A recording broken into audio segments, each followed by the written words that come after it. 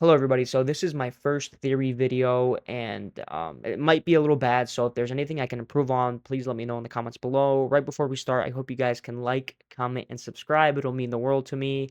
Anyway, let's just get started.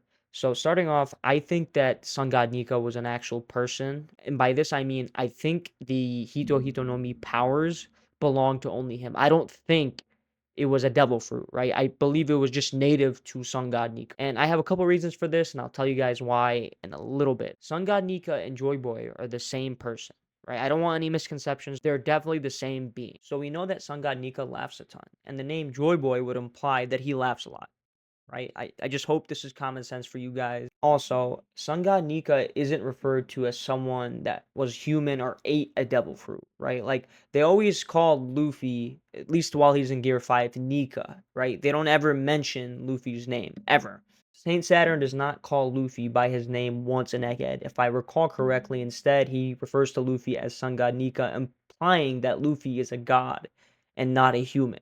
And here's what I mean. Luffy in Gear 5 is considered to be an ancient god, and I'm going to put up the panel where Saint Saturn said this himself.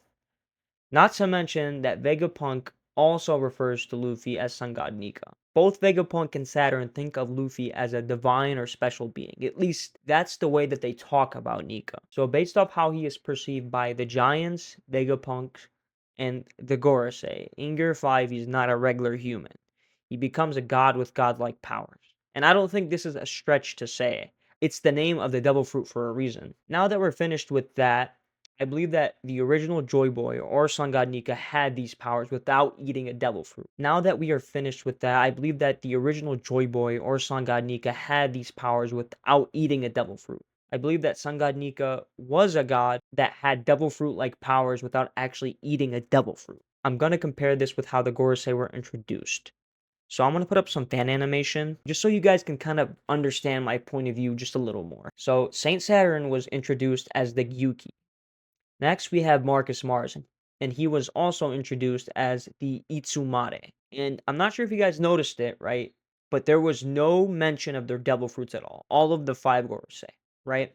So this leads me to believe that they don't actually have devil fruits. Like, there's somehow special beings that don't need to eat a devil fruit. Not sure what it is, right? I'm guessing they're just like devils or something, and they have like devil-like powers. That's what it seems like to me. The Gorosei are mentioned as yokai without revealing what their devil fruits are. Normally, when characters are introduced, they typically use their powers and we get the names of their devil fruit. Lastly, we all can make the assumption that the Gorosei are not human. They seem to be evil beings, something like devils or demons maybe. Okay, now let's tie everything back to Sun God Nika. Sun God Nika was a different being or race like the Gorosei are. What I think happened is when the world government eliminated Sun God Nika, many people wished for him to come save them.